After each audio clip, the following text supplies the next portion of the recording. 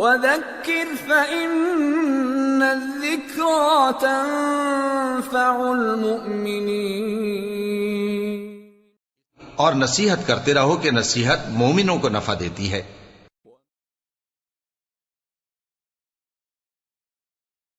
قرآن کریم کی سورۃ آل عمران سے ایک آیت مبارکہ تلاوت کی ہے،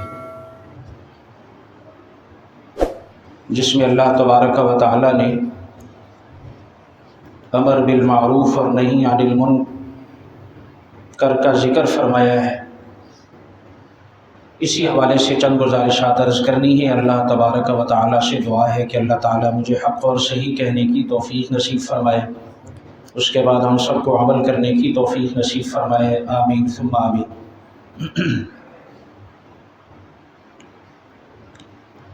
امر بالمعروف اور نہی عن المنکر، یہ اسلام کا ایک حکم ہے، اور امر بالمعروف کا معنی ہوتا ہے نیکی کا حکم دینا، اور نہی عن المنکر کا معنی ہے برائی کو روکنا۔ یہ عربی الفاظ ہیں، اور یہ قرآن کریم کی ہمارے دین کی ایک خاص اصطلاح ہے، جس کو بول کر یہ مراد لیا جاتا ہے کہ نیکی کا حکم دیتے رہنا اور برائی سے منع کرتے رہنا، یہ مسلمان کی صفات میں سے ایک صفت ہے، اور اس کی اہمیت ہمارے دین میں بہت زیادہ ہے کہ امر بالمعروف یعنی نیکی کا حکم دینے کی وجہ سے معاشرے میں نیکی کرنے کا جذبہ پیدا ہوتا ہے، اور نہی عن المنکر یعنی برائی سے منع کرنے اور روکنے کی وجہ سے برائی میں کمی آتی ہے، برائی ختم ہوتی ہے۔ اسی طرح امر بالمعروف کی وجہ سے معاشرے میں نبی پاک صلی اللہ علیہ وسلم کی سنتیں زندہ ہوتی ہیں، آپ کے طریقے کو رواج ملتا ہے، اور بدعات اور برائی یہ ختم ہوتی ہے۔ اسی طرح امر بالمعروف کی وجہ سے معاشرے میں نیک لوگ، اچھے لوگ، انہیں تقویت ملتی ہے، جس کی وجہ سے معاشرے میں اچھائی غالب آتی ہے، اچھے لوگ زیادہ ہوں گے، ان کا غلبہ ہوگا، تو اس کی وجہ سے اچھائیوں کا غلبہ ہوگا۔ اور نہی عن المنکر کی وجہ سے یعنی برائی کو روکنے کی وجہ سے برے لوگ جو تقویت میں ہوتے ہیں وہ کمزور پڑ جائیں گے۔ تو اس سے معلوم ہوا کہ امر بالمعروف اور نہی عن المنکر کی اہمیت بہت زیادہ ہے، خاص طور پر مسلم معاشرے کا تو یہ حصہ ہے۔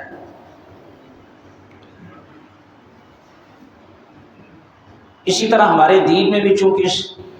چیز پر زور دیا گیا ہے کہ امر بالمعروف اور نہی عن المنکر یہ ہر مسلمان کے ذمے لازم ہے۔ الا کلکم راع وکلکم مسئول عن رعیتہ، آپ صلی اللہ علیہ وسلم نے فرمایا کہ ہر مسلمان وہ ذمہ دار ہے، اور قیامت والے دن اس سے اس کی ذمہ داری کے بارے میں پوچھا جائے گا۔ ایک شخص حاکم ہے، حدیث میں فرمایا گیا، تو اس سے اس کی رعایا کے بارے میں پوچھا جائے گا۔ وہ پوری اپنی عوام کا، اپنی رعایا کا ذمہ دار ہوتا ہے۔ یہ جو مشہور جملہ حضرت عمر رضی اللہ تعالیٰ عنہ کا نقل کیا جاتا ہے کہ اگر میری خلافت میں کوئی کتا بھی بھوکا مر جائے تو قیامت والے دن عمر سے پوچھا جائے گا، تو اس کا یہی مطلب ہے کہ جو حاکم ہوتا ہے، بادشاہ وقت ہوتا ہے، اس کی ذمہ داری بڑی ہوتی ہے۔ جہاں جہاں تک اس کی خلافت ہے، حکومت ہے، لوگ اس کی رعایا میں آتے ہیں، اور جو ایک حاکم کی ذمہ داری ہے وہ اس سے اگر پورا نہیں کرتا تو قیامت والے دن اس سے پوچھا جائے گا۔ اسی طرح آپ صلی اللہ علیہ وسلم نے فرمایا کہ اگر کوئی شخص گھر کا ذمہ دار ہے تو اس سے اس کے گھر کے افراد کے بارے میں قیامت والے دن پوچھا جائے گا۔ اسی طرح آپ صلی اللہ علیہ وسلم نے فرمایا کہ خاتون سے بھی اس کے گھر کے بارے میں پوچھا جائے گا کہ جو ایک خاتون کی ذمہ داری ہے اس سے بھی اس کے گھر والوں کے حوالے سے قیامت والے دن وہ ذمہ دار ہے اور اس سے پوچھا جائے گا۔ تو ہر شخص شرعی حوالے سے، دینی حوالے سے ایک ذمہ داری رکھتا ہے، اور امر بالمعروف اور نہی عن المنکر یہ اسلام کے فرائض میں شامل ہے۔ ظاہر ہے اگر اس کو چھوڑ دیا جائے گا تو اس کا سب سے بڑا نقصان یہ ہوگا کہ برائی غالب آ جائے گی۔ جیسے ہمارے ہاں عام طور پر لوگ یہ سمجھتے ہیں، اور کوئی بھی شخص اگر کہیں کسی نیکی کی طرف راغب نہیں ہے، برائی میں مشغول ہے، تو عام طور پر ایک جملہ سننے کو ملتا ہے، لوگ کہہ دیتے ہیں کہ جو جہاں لگا ہے اسے لگا رہنے دے۔ حالانکہ شرعی حوالے سے یہ ٹھیک نہیں ہے، یہ اسلام کے اصولوں کے، اسلامی تعلیمات کے خلاف ہے۔ ظاہر ہے ہمارے لیے تو جو فرض مقرر کیا گیا ہے، جو ہماری ذمہ داری مقرر کی گئی ہے، وہ یہ ہے کہ امر بالمعروف یعنی نیکی کا حکم دیتے رہنا، اس سے نیکی کو وجود ملتا ہے، نیکی باقی رہتی ہے، اور نہی عن المنکر یعنی برائی کو روکتے رہنا، اس کی وجہ سے برائی ختم ہوتی ہے، کم ہوتی ہے۔ اور اگر جو ہے وہ صرف آدمی یہ سمجھے کہ میں خود نیک ہوں، نمازی ہوں، اچھا ہوں، بس کوئی دوسرا نماز پڑھتا ہے تو ٹھیک، نہیں پڑھتا تو اس کی مرضی، یہ اسلامی تعلیمات نہیں ہے، اسلام کا یہ مزاج نہیں ہے۔ اور یہ امر بالمعروف اور نہی عن المنکر سے ہی ہمیں یہ معلوم ہو رہا ہے کہ اسلام کا مزاج یہ ہے کہ آپ نیکی کا حکم دیتے رہیں، برائی سے منع کرتے رہیں، اور یہ ہر مسلمان کی ذمہ داری ہے۔ اور خاص طور پر قرآن کریم کی آیت میں تو اللہ تعالیٰ نے فرمایا کہ خاص طور پر ایک ایسی جماعت ضرور اہل ایمان میں ہونی چاہیے، وَلْتَكُمْ مِنْكُمْ أُمَّةٌ يَدْعُونَ إِلَى الْخَيْرِ، اور تمہارے اندر تم میں ایک ایسی جماعت ہونی چاہیے جو لوگوں کو خیر کی طرف بلائے، نیکی کی طرف بلائے، وَيَأْمُرُونَ بِالْمَعْرُوفِ وَيَنْهَوْنَ عَنِ الْمُنْكَرِ، اور وہ لوگوں کو نیکی کا حکم دے اور برائی سے منع کرے۔ وَأُولَئِكَ هُمُ الْمُفْلِحُونَ، یہی لوگ کامیابی حاصل کرنے والے ہیں، کامیاب ہیں۔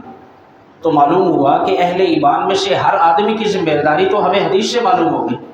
لیکن خاص طور پر مسلمانوں میں اللہ تعالیٰ فرما رہے ہیں کہ ایسی جماعت ہونی چاہیے کہ جس کی مستقل یہ ذمہ داری ہے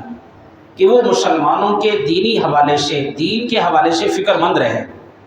اور وہ لوگوں کو خیر کی طرف بلاتی رہے۔ اس میں علماء کی جماعت بھی ہے، اس میں دین کے داعیان کی جماعت بھی شامل ہے کہ ان لوگوں کی ذمہ داری بڑھ جاتی ہے۔ تو امر بالمعروف اور نہی عن المنکر یہ ہمارے دین کا حکم ہے اور ہر بندے کی ذمہ داری ہے۔ اور اس امت کی خصوصیات میں سے، یعنی اللہ تعالیٰ نے اس امت کو بڑی فضیلت دی ہے، یہ ساری امتوں سے اعلیٰ اور افضل ہے۔ یہ امت نبی پاک صلی اللہ علیہ وسلم کی امت کو اللہ تعالیٰ نے بہت سی خصوصیتوں سے نوازا ہے، جس کی وجہ سے یہ امت باقی امتوں سے اعلیٰ اور افضل ہے۔ اور انہی میں سے ایک خصوصیت یہ ہے جس کو قرآن کریم میں اللہ تعالیٰ نے ذکر فرمایا کہ کنتم خیر امت اخرجت للناس، تم بہترین امت ہو اور تمہیں لوگوں کے لیے پیدا کیا گیا ہے۔ تأمرون بالمعروف وتنہون عن المنکر، اور وہ تمہاری خصوصیت یہ ہے کہ تم ایک دوسرے کو، لوگوں کو نیکی کا حکم دیتے ہو اور برائی سے منع کرتے ہو۔ وتؤمنون باللہ، اور تم اللہ تعالیٰ پر ایمان رکھتے ہو۔ یعنی ایمان کے بغیر تو کوئی بھی عمل قابل قبول نہیں ہے، کوئی بھی نیکی اللہ کے ہاں قابل قبول نہیں ہے۔ تو امر بالمعروف اور نہی عن المنکر بھی تب ہی مفید ثابت ہوگا کہ جب اس کے ساتھ ایمان ہوگا۔ تو بہرحال اس امت کی خصوصیات میں سے ایک خصوصیت یہ اللہ تعالیٰ نے ذکر فرمائی جو باقی امتوں سے اس امت کو ممتاز کرتی ہے، وہ ہے امر بالمعروف اور نہی عن المنکر کی صفت اور ذمہ داری جو اللہ تعالیٰ نے اس امت میں رکھی ہے کہ اس امت کا ہر فرد وہ نیکی کی دعوت دینے والا ہے اور برائی سے منع کرنے والا ہے۔ یہ اس کی فطرت میں شامل ہے، یعنی یہ چیز اس امت کے فرد کی خاصیت ہے، خصوصیت ہے کہ وہ جہاں ہوگا۔ اس لیے آپ صلی اللہ علیہ وسلم نے فرمایا کہ ایمان کی نشانی اور علامت یہ ہے کہ اگر کوئی شخص گناہ کرتا ہے اور اس کے بعد وہ بے قرار اور بے چین ہو جاتا ہے، یعنی گناہ ہو بندے سے، اللہ کی نافرمانی ہو جائے تو فوراً وہ بے قرار اور بے چین ہو جائے، اس کا سکون ختم ہو جائے، یہ اس کے ایمان کی علامت ہے۔ اور فرمایا جب تم کوئی نیک کام کرو، اچھا کام کرو، نیکی کی اللہ تعالیٰ تمہیں توفیق دے، تو اس کے بعد نیکی کرنے کے بعد تمہیں خوشی محسوس ہو، تو تم یہ سمجھو کہ تم ایمان والے ہو۔ تو معلوم ہوا کہ ایمان کی علامت یہ ہے کہ بندے سے اگر گناہ ہو جائے تو بندہ بے چین ہو جائے، گناہ کرنے کے بعد مطمئن نہ ہو، یا گناہ پہ گناہ کرتا چلا جا رہا ہے، کبھی اس سے یہ احساس ہی نہیں ہوا کہ میں اپنے خالق اور مالک کی نافرمانی کر رہا ہوں، میں اللہ کے حکم کا پابند ہوں، مجھے یہ گناہ نہیں کرنا چاہیے تھا، یہ مجھ سے غلطی ہو گئی۔ اگر گناہ کرنے کے بعد بندے کو ندامت اور شرمندگی نہیں ہے،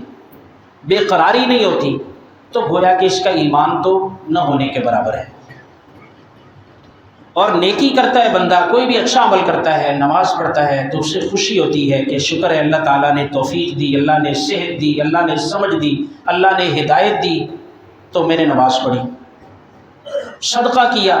تو خوشی ہوئی کہ اللہ تعالیٰ نے یہ ہدایت اور سمجھ دی کہ اللہ کے راستے میں خرچ کرنا چاہیے، اور میں نے اللہ کے راستے میں خرچ کیا، کسی کی ضرورت پوری کی۔ بہرحال جہاں بھی اللہ کے راستے میں خرچ کیا، اس کے بعد اسے خوشی ہوتی ہے، سکون ملتا ہے، تو یہ اس کے ایمان کی علامت ہے۔ تو یہ اس امت کی خصوصیت یہ ہے کہ یہ امت جب برائی کو دیکھتی ہے تو اسے منع کرتی ہے، اور جب نیکی اور اچھے کام اس کی ترغیب دیتی ہے لوگوں کو، یعنی یہ ایمان کی علامت۔ تو معلوم یہ ہوا کہ مسلم معاشرے کا ہر فرد ایسا ہونا چاہیے کہ جو نیکی کی دعوت دینے والا ہو، نیکی کی ترغیب دینے والا ہو، نیکی کو فروغ دینے والا ہو، نیکی کو عام کرنے والا ہو، اور برائی سے ہر شخص منع کرنے والا ہو، روکنے والا ہو۔ پھر اس کے درجات حدیث میں بیان کیے گئے۔ تو یہاں پہ چونکہ آیات مبارکہ میں، اس آیت میں اللہ تعالیٰ نے اس امت کی خصوصیت یہ ذکر فرمائی ہے کہ اللہ تعالیٰ نے اس سے باقی امتوں سے اعلیٰ اور افضل بنایا ہے، اور اس کا ایک سبب یہ ہے کہ اس امت کی خصوصیت یہ ہے کہ اس امت کا ہر فرد لوگوں کو نیکی کا حکم دیتا ہے اور برائی سے منع کرتا ہے۔ اسی طرح قرآن کریم میں ہی اللہ تبارک و تعالیٰ نے نیکی کا حکم دینے کے حوالے سے فرمایا کہ جو اہل ایمان ہیں، اہل ایمان کی صفات میں سے ایک صفت یہ ہے والمؤمنون والمؤمنات بعضهم اولیاء بعض۔ اہل ایمان، مومن مرد اور مومنہ عورتیں، بعضهم اولیاء بعض، بعض مومن مرد دوسرے بعض مومنوں کے دوست ہیں، اور مومنہ عورتیں ان کی دوست مومنہ عورتیں ہیں۔ کیونکہ ہمارے دین نے ہمیں یہ بھی تعلیم دی ہے کہ مسلمان کو چاہیے کہ وہ اپنا دوست مسلمان کو بنائے۔ غیر مسلم سے تعلقات رکھنے کی اجازت ہے، لیکن انہیں دوست بنانے کی اجازت نہیں ہے، اس لیے کہ صحبت کا اثر ہوتا ہے۔ آپ صلی اللہ علیہ وسلم نے فرمایا کہ آدمی اپنے دوست کے دین پر ہوتا ہے، یعنی جیسے اس کی مجلس ہوگی، جیسے اس کے دوست ہوں گے، جیسے اس کے ساتھ اٹھنے بیٹھنے والے لوگ ہوں گے، تو ظاہر ہے یہ ان کی چیزیں، ان کی عادات وہ اس کے اندر منتقل ہوں گی۔ تو آدمی اپنے دوستوں سے، بندہ اپنی صحبت سے، اپنی مجلس والے لوگوں سے، اپنی سوسائٹی سے پہچانا جاتا ہے کہ اس کا رہن سہن کیسے لوگوں میں ہے، اس کے دوست کیسے ہیں، اس کے ساتھ اٹھنے بیٹھنے والے لوگ کیسے ہیں۔ تو آپ صلی اللہ علیہ وسلم نے فرمایا کہ بندہ اپنے دوست کے دین پر ہوتا ہے، جیسے اس کے دوست ہوتے ہیں۔ یہ تو عام سمجھ آنے والی بات ہے کہ بندہ کسی بھی ماحول سے ضرور اثر لیتا ہے۔ مسجد کا ماحول ہو تو بندہ اثر لیتا ہے، بندہ نماز پڑھتا ہے، دین کی بات سنتا ہے، تو اللہ تعالیٰ اسے ایک وقت آتا ہے داڑھی رکھنے کی توفیق دے دیتا ہے۔ ہم دیکھتے ہیں کہ کئی نمازی ایسے تھے کہ ایک وقت تھا کہ ان کے چہرے پہ یہ سنت نہیں تھی، لیکن اب ہے، ماحول کا اثر ہو گیا، بات سنی انہوں نے۔ یا اسی طرح جو ہے وہ کئی اور تبدیلیاں آ رہی ہوتی ہیں۔ اور اسی طرح اگر بندہ مسجد کے ماحول میں بالکل نہ ہو، عام کسی محفل مجلس میں بیٹھے، تو ظاہر ہے اس میں دن بدن برائیاں بڑھتی چلی جاتی ہیں۔ تو آپ صلی اللہ علیہ وسلم نے بھی چونکہ یہ فرمایا، اور یہاں اللہ تعالیٰ نے فرمایا کہ بعض مومن جو ہیں وہ دوسرے بعض مومنوں کے دوست، اور بعض مومن عورتیں دوسری بعضهم اولیاء بعض، یأمرون بالمعروف وینہون عن المنکر، ان کی صفت یہ ہے، اللہ تعالیٰ فرماتے ہیں کہ وہ نیکی کا حکم دیتے ہیں اور برائی سے منع کرتے ہیں۔ یعنی جا بجا اللہ تعالیٰ نے قرآن کریم میں اہل ایمان کی اس صفت کا ذکر کیا ہے کہ جو اہل ایمان ہیں ان کے دوست بھی مسلمان ہوتے ہیں، اور ان کی صفت یہ ہے، ان کی عادت یہ ہے کہ وہ نیکی کا حکم دیتے رہتے ہیں، وینہون عن المنکر، اور برائی سے منع کرتے ہیں، ویقیمون الصلاۃ، اور وہ نماز قائم کرتے ہیں، ویؤتون الزکوٰۃ، اور زکوٰۃ ادا کرتے ہیں، ویطیعون اللہ ورسولہ، اور وہ اللہ اور اس کے رسول کی اطاعت کرتے ہیں، اولئک سیرحمہم اللہ، یہی لوگ ہیں کہ اللہ تعالیٰ ان پر رحم فرمائے گا۔ ان اللہ عزیز الحکیم، اللہ تعالیٰ غالب اور حکمت والا ہے۔ تو معلوم ہوا کہ اہل ایمان کی صفات میں سے ایک بڑا اہم حکم اور اہم صفت یہ ہے کہ مومن آدمی جہاں بھی ہوتا ہے وہ دین کا داعی ہوتا ہے، دین کی دعوت دینے والا ہوتا ہے، دین کی پہچان بنتا ہے، دین کی علامت اور نشانی بنتا ہے۔ موقع محل دیکھ کر جہاں جس چیز کا موقع ہو، محل ہو، وہاں اس کے مطابق بات کرنا اور اس کے مطابق دین کے اس حکم کو عام کرنا، یہ ایک مسلمان کی ذمہ داری ہوتی ہے۔ تو اہل ایمان کی صفات میں سے یہ صفت اللہ تعالیٰ نے یہاں ذکر کی۔ اسی طرح اللہ تبارک و تعالیٰ نے قرآن کریم میں ایک چوتھے مقام پر اہل ایمان کی صفات کا ذکر کرتے ہوئے فرمایا کہ اللہ تعالیٰ کے نیک بندے وہ ہوتے ہیں التائبون العابدون، توبہ کرنے والے، العابدون عبادت کرنے والے، الحامدون اور اللہ تعالیٰ کی تعریف بیان کرنے والے، السائحون روزہ رکھنے والے، الراکعون الساجدون رکوع اور سجدے کرنے والے یعنی نماز پڑھنے والے۔ اسی طرح آخر اس کے بعد فرمایا کہ الآمرون بالمعروف والناہون عن المنکر، اور ان کی عادات اور صفات میں سے یہ بھی ہے کہ وہ لوگوں کو نیکی کا حکم دیتے ہیں اور برائی سے منع کرتے ہیں، والحافظون لحدود اللہ، اور اللہ تعالیٰ کی حدوں کی حفاظت کرتے ہیں۔ اللہ تعالیٰ کی حدیں حلال اور حرام ہے، جائز اور ناجائز، یہ اللہ تعالیٰ کی حدیں ہیں، ان کا خیال رکھتے ہیں کہ حرام میں نہیں پڑھتے، ناجائز میں نہیں پڑھتے۔ وبشر المومنین، ایسے اہل ایمان کے لیے خوشخبری ہے جن میں یہ صفات پائی جاتی ہیں کہ وہ توبہ کرنے والے ہوں، عبادت کرنے والے ہوں، اللہ تعالیٰ کی تعریف بیان کرنے والے ہوں، یعنی صبح و شام کے یہ اذکار، یہ دعائیں، یہ اللہ تعالیٰ کی تعریف ہے۔ کھانا کھانے کی دعا، کھانے کے بعد کی دعا، پانی پینے کی دعائیں، صبح اٹھنے کی، رات کو سونے کی دعائیں، ہر موقع محل کی دعا، یہ اللہ تعالیٰ کی تعریف اس میں بیان کی جاتی ہے۔ روزہ اور نماز اور نیکی کا حکم تو ہمارے موضوع سے متعلق وہ ہے الآمرون بالمعروف والناہون عن المنکر، کہ وہ نیکی کا حکم دیتے ہیں اور برائی سے منع کرتے ہیں۔ اب معروف ہے کیا؟ نیکی ہے کیا؟ نیکی وہ ہے، نیکی کا معیار اور برائی کا معیار وہ قرآن اور سنت ہے۔ نیکی وہ حکم ہوگا جس کو قرآن اور سنت نے معروف اور نیکی قرار دے دیا، اس سے نیکی کہا، اس سے اچھا عمل کہا، اس پر عمل کرنے کے لیے کہا گیا، اس کی ترغیب دی گئی، اس پر اجر و ثواب بیان کیا گیا، اس پر اللہ اور اللہ کے رسول صلی اللہ علیہ وسلم نے اپنی رضا کا اظہار فرمایا، تو وہ نیکی ہوگی، وہ معروف ہوگا۔ اور جن باتوں سے اللہ اور اللہ کے رسول نے منع فرمایا، ان پر عذاب کا ذکر کیا، دنیا اور آخرت کے خسارے کا ذکر فرمایا، یا اللہ کے نبی نے لعنت فرمائی یا ناراضگی کا اظہار فرمایا، تو وہ منکر ہے، وہ برائی ہے، وہ نافرمانی ہے، وہ گناہ ہے۔ تو جن کو صغیرہ اور کبیرہ کہا جاتا ہے، بڑا گناہ، کبیرہ گناہ، تو اس کی تعریف میں بھی آتا ہے کہ کبیرہ گناہ وہ ہوتا ہے، بڑا گناہ جس سے کہا گیا ہے کہ جس پر قرآن اور سنت میں وعید ہو، قرآن اور سنت میں اس پر عذاب کا ذکر آیا ہو، اللہ اور اللہ کے رسول کی ناراضگی کا اظہار ہو، اللہ اور اللہ کے رسول نے لعنت فرمائی ہو، عذاب کا ذکر کیا ہو، تو ایسا گناہ وہ گناہ کبیرہ ہوتا ہے۔ تو بہرحال معروف اور منکر یہ اس لیے عرض کیا گیا تاکہ بندے کو یہ بھی علم ہونا چاہیے کہ معروف ہے کیا، منکر کیا ہے۔ اسی طرح اللہ تبارک و تعالیٰ نے قرآن کریم میں دیگر کئی مقامات پر اس چیز کا ذکر کیا، اور اس میں بھی ان مقامات پر بھی اللہ تبارک و تعالیٰ نے امر بالمعروف اور نہی عن المنکر کا حکم دیا۔ نبی پاک صلی اللہ علیہ وسلم نے اپنی ارشادات میں ایک موقع پر آپ صلی اللہ علیہ وسلم نے فرمایا صحابہ کرام سے کہ تم راستے میں بیٹھنے سے بچا کرو، راستوں میں نہ بیٹھا کرو، بغیر ضرورت کے راستوں میں، چوکوں میں، چوراہوں میں بیٹھنے سے اللہ کے نبی نے منع فرمایا۔ صحابہ کرام رضوان اللہ تعالیٰ علیہ مجمعین نے عرض کیا کہ اللہ کے رسول اس کے بغیر تو کوئی چارہ نہیں ہے، ہم اپنی ضرورت کے لیے، کام کے لیے، اور اس حدیث میں فرمایا کہ بسا اوقات ہم آپس میں باہم گفتگو کرنے کے لیے ہم بیٹھتے ہیں۔ تو آپ صلی اللہ علیہ وسلم نے فرمایا کہ اچھا پھر تم راستے کا حق ادا کیا کرو۔ تو صحابہ نے عرض کیا اللہ کے رسول راستے کا حق کیا ہے؟ تو آپ صلی اللہ علیہ وسلم نے فرمایا کہ سب سے پہلا حق راستے کا یہ ہے کہ غض البصر، اپنی نگاہوں کو نیچا رکھو۔ ظاہر ہے تم راستے میں بیٹھو گے، گلی میں بیٹھو گے تو وہاں سے خواتین کا بھی گزر ہوگا، تو اس لیے پہلا راستے کا حق یہ ہے کہ ہر آنے جانے والے کو دیکھنا، اس سے بچو۔ کوئی آدمی اپنے گھر جا رہا ہوگا، اپنی ضرورت کی چیز لے کر جا رہا ہوگا، اب تم جو ہے وہ ٹکٹکی باندھ کر اس کی چیز کو ہی دیکھنا شروع کر دو۔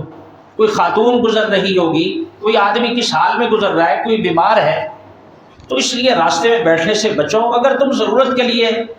بیٹھتے ہو کہ کوئی اور جگہ بیٹھنے کے لیے نہیں، یا تم بازار میں موجود ہو، تمہیں وہاں ضرورت سے تم وہاں بیٹھے ہوئے ہو، تو پھر اللہ کے نبی نے فرمایا کہ راستے کا حق ادا کرو، اور پہلا حق یہ ہے کہ تم اپنی نگاہ کو نیچا رکھو۔ اسی طرح آپ صلی اللہ علیہ وسلم نے فرمایا کہ دوسرا حق راستے کا یہ ہے کف الاذی، تکلیف دینے سے بچو، کہ راستے میں تم بیٹھو تو کسی کو تکلیف نہ ہو، تمہارے راستے میں بیٹھنے کی وجہ سے راستہ جو ہے وہ رک نہ جائے، یا کسی کو کسی طرح سے کوئی تکلیف نہ ہو۔ تو راستے میں بیٹھنے سے بڑی لوگوں واقعتاً تکلیف ہوتی ہے، بسا اوقات جو ہے وہ خواتین نے گزرنا ہوتا ہے، تو اس لیے راستے میں بیٹھنے کی وجہ سے اگر ضرورتاً بیٹھنا پڑے تو نگاہ نیچی رکھنی چاہیے، اور راستے میں بیٹھ کر کسی کو تکلیف نہ پہنچے۔ اسی طرح تیسری بات آپ صلی اللہ علیہ وسلم نے اور حق فرمایا ورد السلام، اور سلام کا جواب دیا کرو۔ راستے میں بیٹھو گے، آنے جانے والا سلام کرے تو سلام کرو، سلام کا جواب دو، یہ بھی راستے میں بیٹھنے کا حق ہے۔ والامر بالمعروف والنہی عن المنکر، اور آپ صلی اللہ علیہ وسلم نے فرمایا کہ راستے میں بیٹھ کر راستے کا حق یہ بھی ہے کہ تم لوگوں کو نیکی کا حکم دو اور برائی سے منع کرو۔ تو یہ بات اور یہ حق ہمارے آج کے موضوع سے متعلق ہے کہ نبی پاک صلی اللہ علیہ وسلم نے فرمایا کہ راستے کے حقوق میں سے ایک حق یہ بھی ہے کہ بندہ اگر راستے میں بیٹھے تو اسے امر بالمعروف اور نہی عن المنکر کا فریضہ ادا کرنا چاہیے، کہ نیکی کا حکم دیتا رہے اور برائی سے منع کرے۔ اسی طرح آپ صلی اللہ علیہ وسلم نے فرمایا کہ اللہ تعالیٰ نے انسان کو پیدا کیا ہے، اور اس انسان کے اندر اللہ تعالیٰ نے 360 جوڑ رکھے ہیں۔ انسان کے بدن میں اللہ تعالیٰ نے 360 جوڑ رکھے ہیں، اور ہر جوڑ پر اللہ تعالیٰ کی طرف سے صدقہ لازم ہے کہ اللہ تعالیٰ کا شکر ادا کرے بندہ۔ تو آپ صلی اللہ علیہ وسلم نے فرمایا کہ جو آدمی اپنے 360 جوڑوں کے برابر اور ان کی تعداد کے برابر اللہ تعالیٰ کی تسبیح بیان کرتا ہے، سبحان اللہ کہتا ہے، تحمید الحمدللہ کہتا ہے، تکبیر اللہ اکبر یا استغفار کہتا ہے، تو یہ اپنے ان جوڑوں کا روزانہ صدقہ ادا کر دیتا ہے۔ اور پھر آپ صلی اللہ علیہ وسلم نے فرمایا کہ اگر جو ہے وہ اور کچھ نہیں کرتا تو اسی کے ساتھ ساتھ امر بالمعروف اور نہی عن المنکر، یعنی روزانہ اگر کوئی آدمی نیکی کا حکم دیتا ہے اور برائی سے منع کرتا ہے تو ایسے شخص نے بھی اپنے ان 360 جوڑوں کا جو اس پر شکر اور صدقہ لازم تھا وہ ادا کر دیا۔ اور آپ صلی اللہ علیہ وسلم نے فرمایا کہ یہ شخص فَإِنَّهُ يَمْشِي يَوْمَئِذٍ وَقَدْ زَحْزَحَ نَفْسَهُ عَنِ النَّارِ، فرمایا یہ چلتا تو زمین پر ہے لیکن اس دن یہ اپنے آپ کو جہنم سے آزاد کر لیتا ہے۔ تو معلوم ہوا کہ امر بالمعروف اور نہی عن المنکر کی کتنی اہمیت ہے، کہ بندے نے اگر روزانہ کسی کو نیکی کا حکم دے دیا اور کسی کو برائی سے منع کر دیا تو اس نے اپنے جسم کے 360 جوڑوں کا صدقہ ادا کر دیا۔ اسی طرح تیسری حدیث میں آپ صلی اللہ علیہ وسلم نے فرمایا کہ امر بالمعروف اور نہی عن المنکر یہ صدقہ ہے۔ صحابہ نے عرض کیا اللہ کے رسول، جو عمراء لوگ ہیں، مالدار لوگ ہیں، وہ تو بہت زیادہ جو ثواب لے گئے ہم سے، وہ نمازیں بھی ہماری طرح پڑھتے ہیں، ہماری طرح روزہ رکھتے ہیں، لیکن وہ اللہ کے راستے میں مال خرچ کرتے ہیں جو ہمارے پاس نہیں ہے، تو ہم ان کی نیکیوں تک نہیں پہنچ سکتے جن کو اللہ تعالیٰ نے مال و دولت۔ اس سے معلوم ہوا کہ مال اور دولت کا ہونا برا نہیں ہے، جب تک کہ اس کے ساتھ دینداری بھی موجود ہو، پھر اللہ تعالیٰ کی نعمت ہے، ذالک فضل اللہ یؤتی من یشاء، پھر اللہ کا فضل ہے۔ لیکن اگر اس کے ساتھ دینداری نہیں ہے، دین نہیں ہے، اور وہ مال جو ہے وہ بندے کو گناہوں پر لانے کا ذریعہ ہے، تو یہ مال جو ہے پھر اللہ کی نعمت نہیں ہے۔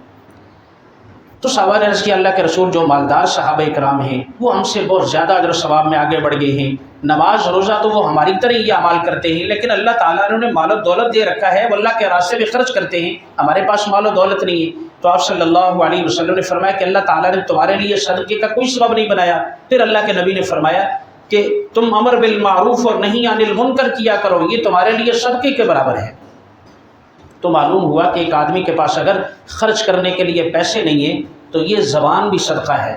اگر وہ اس سے لوگوں کو اچھی باتوں کا حکم دیتا ہے اور برائی سے منع کرتا ہے تو یہ اس کے لیے یہ زبان یہ صدقے کا کام کرے گی، اور یہ اس کا عمل اللہ تعالیٰ کے ہاں صدقے کے برابر ہے۔ تو ان احادیث سے ہمیں یہ معلوم ہوا کہ ہمارے دین میں امر بالمعروف اور نہی عن المنکر کی کتنی اہمیت ہے۔ اسی طرح اس کے لیے شرائط ہیں کہ امر بالمعروف یعنی نیکی کا حکم دینے والے آدمی کو سب سے پہلے تو یہ اس کے پاس علم ہونا چاہیے، جس بات کا حکم دیا جا رہا ہے اس کا علم ہو۔ کہ آپ کسی کو کہتے ہیں کہ نماز پڑھنی چاہیے تو آپ کو پتہ ہو کہ نماز ایک اچھا عمل ہے، ایک فرض عمل ہے، کسی ایسی بات کا حکم نہ دیا جائے کہ جس کے بارے میں یہ علم ہی نہ ہو کہ یہ دین کا حکم ہے بھی یا نہیں۔ تو پہلی شرط یہ ہے کسی بھی کہ جس بات کا حکم دیا جا رہا ہو اس کے بارے میں علم ہونا چاہیے کہ یہ معروف ہے، یعنی نیکی ہے، قرآن اور سنت کی روشنی میں یہ حکم نیکی ہے۔ اسی طرح دوسرا حکم داعی کے لیے، نیکی کا حکم دینے والے مسلمان کے لیے یہ ہے کہ اس کا رویہ نرم ہونا چاہیے۔ قرآن کریم میں اللہ تعالیٰ نے فرعون کی طرف جب حضرت موسیٰ علیہ السلام کو حکم دیا کہ اسے جا کر جو ہے وہ میری طرف بلاؤ، یہ بہت سرکش ہو چکا ہے، تو اللہ تعالیٰ نے فرمایا کہ فَقُولَا لَهُ لَيِّنًا، کہ تم جا کر اسے نرمی سے کہو۔ تو فرعون جیسے سرکش آدمی کے لیے اللہ تعالیٰ حضرت موسیٰ اور ہارون کو یہ حکم دے رہے ہیں کہ جب تم ان کے پاس جاؤ تو نرمی سے بات کرو۔ تو اس سے معلوم ہوا کہ کسی کو بھی عام آدمی جب کسی کو نیکی کا حکم دیتا ہے، برائی سے منع کرتا ہے، تو اس کے رویے میں نرمی ہونی چاہیے۔ یہ ہے دعوت، امر بالمعروف۔ اور ایک ہے کہ حکومت کا کام، وہ ذمہ داری، اور اس میں بعض احکام ایسے ہیں کہ وہاں شریعت نے سختی کرنے کا حکم دیا گیا ہے۔ تو بہرحال عام جو داعی ہوگا، دین کی طرف لوگوں کو بلانے والا ہوگا، اس کے اندر جو ہے یہ صفت ہونی چاہیے کہ ایک تو اس سے علم ہو معروف اور منکر کا، اور دوسرا یہ کہ اس کا رویہ نرم ہونا چاہیے۔ قرآن کریم میں بھی اللہ تعالیٰ نے فرمایا کہ ادعو الی سبیل ربک بالحکمہ، آپ اپنے رب کے راستے کی طرف بلائیے حکمت کے ساتھ، والموعظۃ الحسنہ، اور عمدہ نصیحت کے ساتھ۔ عمدہ نصیحت کے بارے میں علماء نے فرمایا کہ عمدہ نصیحت کا مطلب یہ ہے کہ جس سے تم برائی سے روک رہے ہو یا نیکی کا حکم دے رہے ہو، تمہارے دل میں اس کی خیرخواہی ہونی چاہیے، اس کو بے عزت کرنا مقصود نہیں ہونا چاہیے، اس پہ اپنا علم جھاڑنا مقصود نہیں ہونا چاہیے، بلکہ اس کی ہمدردی اور خیرخواہی تمہارے دل میں ہونی چاہیے۔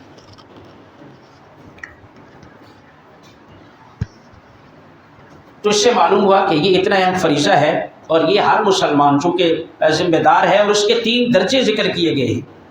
آپ صلی اللہ علیہ وسلم نے فرمایا کہ نیکی کا حکم دینے کے اور برائی سے منع کرنے کے 3 درجے ہیں۔ من رأى منکم منکرا فلیغیرہ بیدہ، آپ صلی اللہ علیہ وسلم نے فرمایا کہ جب تم میں سے کوئی شخص کسی برائی کو دیکھے، اس کا پہلا درجہ یہ ہے فلیغیرہ بیدہ، اس سے اپنے ہاتھ سے روکے۔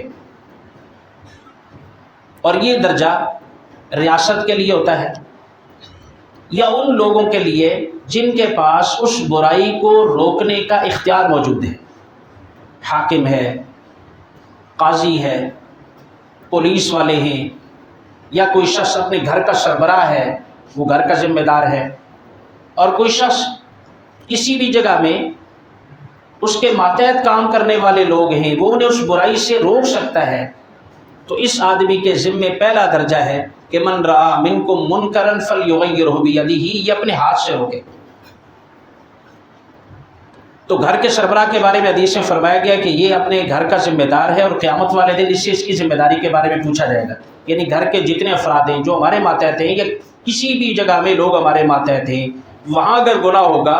تو اس کی ذمہ داری اس آدمی پر بھی ہوگی، گناہ کرنے والے پر بھی ہوگی۔ جیسے ہم گھر کے سربراہ ہیں تو ہمارے گھر میں بے پردگی ہو، بے حیائی ہو یا نماز نہ ہو تو اس سے گھر کے سربراہ سے بھی قیامت والے دن پوچھا جائے گا۔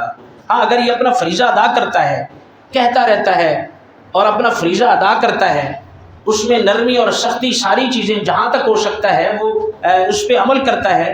تو پھر یہ قیامت والے دن اللہ تعالیٰ کے ہاں بری ذمہ ہوگا۔ جیسے فرمایا کہ اولاد کی تربیت یہ بھی والدین کی ذمہ داری ہے، اور اب اگر جو ہے وہ اولاد نافرمان ہے، بات نہیں مانتی،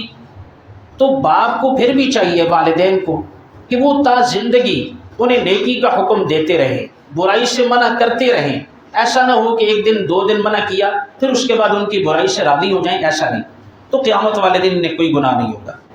تو پہلا درجہ یہ ہے۔ دوسرا درجہ آپ صلی اللہ علیہ وسلم نے فرمایا فَإِن لَّمْ يَسْتَطِعْ فَبِلِسَانِهِ، اگر ہاتھ سے روکنے کی طاقت نہیں رکھتا کوئی مسلمان تو اسے چاہیے کہ وہ زبان سے روکے۔ زبان سے روکنے میں علماء کا طبقہ موجود ہے۔ زبان سے روکنے میں وہ لوگ بھی ہیں جو قلم سے تحریر لکھ رہے ہوتے ہیں، تحریری طور پر، تقریر کے طور پر زبان سے منع کرنا، اور اس کی مثالیں احادیث میں موجود ہیں، زبان ہاتھ سے بھی روکنے کی اور زبان سے بھی۔ تو دوسرا درجہ ہے کہ زبان سے روکنا، کسی کو منع کرنا، یہ دوسرا درجہ ہے۔ اور تیسرا درجہ یہ ہے کہ فَإِن لَّمْ يَسْتَطِعْ فَبِلِسَانِهِ فَإِن لَّمْ يَسْتَطِعْ فَبِقَلْبِهِ ذَلِكَ ضَعْفُ الْإِيمَانِ، آخری درجہ یہ ہے کہ کسی بھی برائی کو دیکھ کر اسے برا سمجھنا، برائی کو برائی سمجھنا۔ اگر ہم طاقت نہیں رکھتے، ہم نے دیکھا کہ کہیں برائی ہو رہی ہے تو ہمیں دل میں اس کو برا سمجھنا چاہیے کہ اللہ تعالیٰ نے مجھے اگر طاقت دی تو میں اسے روکوں گا، یہ ایمان کا آخری درجہ ہے۔ اب پہلا درجہ تھا ہاتھ سے روکنا، اس کی مثالیں حدیث میں ہمیں ملتی ہیں۔ آپ صلی اللہ علیہ وسلم نے ایک شخص کو دیکھا کہ اس نے سونے کی انگوٹھی پہن رکھی ہے، تو حدیث میں آتا ہے کہ آپ صلی اللہ علیہ وسلم نے اس کے ہاتھ سے انگوٹھی کو اتار کر پھینک دیا۔ تو یہ ہاتھ کے ساتھ برائی کو منع کرنا تھا۔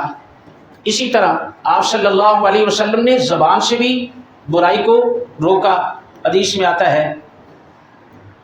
کہ حضرت عبداللہ ابن عمر کہتے ہیں کہ ایک مرتبہ میرا تہبند میری شلوار ٹخنوں سے نیچے تھی، تو آپ صلی اللہ علیہ وسلم نے مجھے دیکھا تو فرمایا کہ اللہ کے بندے اپنے تہبند کو اونچا کر۔ میں نے اونچا کیا، پھر انہوں نے فرمایا کہ اور اونچا کر، پھر میں نے اپنے تہبند کو اور اونچا کیا۔ اور بھی مثالیں موجود ہیں۔ تو آخری درجہ ہے ذالکہ، کہ ایمان کا آخری ترین درجہ۔ تو ساری بات کا خلاصہ یہ نکلا کہ ہمارے دین میں ایک مسلمان کے لیے جو فرائض ہیں، نماز پڑھنا، روزہ رکھنا، اسی کے ساتھ ساتھ امر بالمعروف اور نہی عن المنکر، یعنی نیکی کا حکم دینا اور برائی سے منع کرنا، یہ بھی ہر مسلمان کی ذمہ داری ہے۔ جو آدمی جس جگہ پر موجود ہے، گھر کا سربراہ ہے یا اس سے بڑا اس کے پاس عہدہ ہے یا پورے ملک کا سربراہ ہے، تو اس کے ماتحت جتنے لوگ ہیں ان میں اگر اس کی وجہ سے نیکی کو فروغ ملے گا تو کرنے والے کو بھی اس سے بھی ثواب ملے گا، اور اگر جو ہے وہ اس کی عدم توجہ اور ذمہ داری نہ ادا کرنے کی وجہ سے یہ برائی کو روک سکتا تھا، نہیں روکا، تو برائی کرنے والا بھی گناہ گار ہوگا، یہ شخص بھی گناہ گار ہوگا۔ تو اس لیے ہر مسلمان کی یہ ذمہ داری ہے، اور اگر ہم اس ذمہ داری کو چھوڑ دیں گے تو حدیث میں فرمایا پھر اللہ تعالیٰ کا عذاب آئے گا۔ اور پہلی امتوں میں سے آپ صلی اللہ علیہ وسلم نے ایک مثال بیان فرمائی کہ ایک بڑا نیک آدمی تھا، اور اس جو ہے وہ قوم کے باقی سارے لوگ اللہ کے نافرمان تھے، وہ بڑا عبادت گزار تھا۔ تو جب اللہ تعالیٰ نے عذاب والے فرشتے کو بھیجا تو اس نے عرض کیا کہ یا اللہ وہاں پر تو ایک نیک بندہ بھی ہے جو ہے وہ بند کمرے میں بیٹھ کر ہر وقت نوافل تلاوت اور جو ہے وہ تسبیحات، تو اس نے تو حدیث میں آتا ہے کہ ایک لمحے کے برابر بھی تیری نافرمانی نہیں کی۔ تو اللہ تعالیٰ نے فرمایا کہ ساری بستی کو اٹھا اور اس بندے کے اوپر پھینک، اس لیے کہ میری نافرمانی ہوتی رہی اور اس کی پیشانی پر کبھی بل بھی نہیں پڑے۔ تو معلوم ہوا کہ ایمان کا تقاضا یہ نہیں ہے کہ ہم نماز پڑھ رہے ہیں تو کسی بے نمازی آدمی سے نفرت نہیں، اس کے عمل سے۔ تو ہمیں کبھی یہی نہ ہو کہ یار یہ ہمارا بھائی نماز نہیں پڑھتا، ہم نے کبھی اس کی فکر ہی۔ یا اسی طرح آپ صلی اللہ علیہ وسلم نے ایک اور مثال سے بیان فرمایا کہ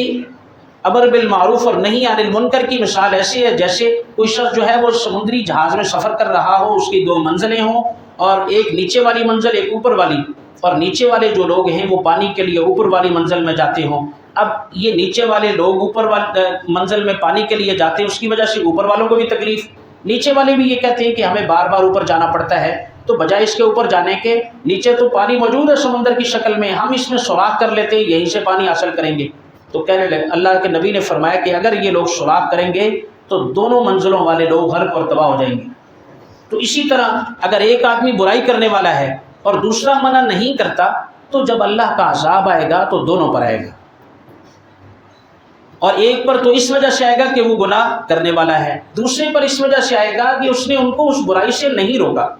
تو بہرحال جو ہے وہ اس سے معلوم ہوا کہ ہمیں اپنے گھر میں اپنے جو ہے وہ ذمہ داری ادا کرنی چاہیے، اپنے دوستوں میں، اپنے بھائیوں میں، جہاں بھی ہیں ہم جس مقام پر جس سطح پر ہیں ہم نیکیوں کا حکم دینے والے ہوں اور برائیوں سے منع کرنے والے ہوں۔ اللہ تعالیٰ سے عمل کی توفیق نصیب فرمائے۔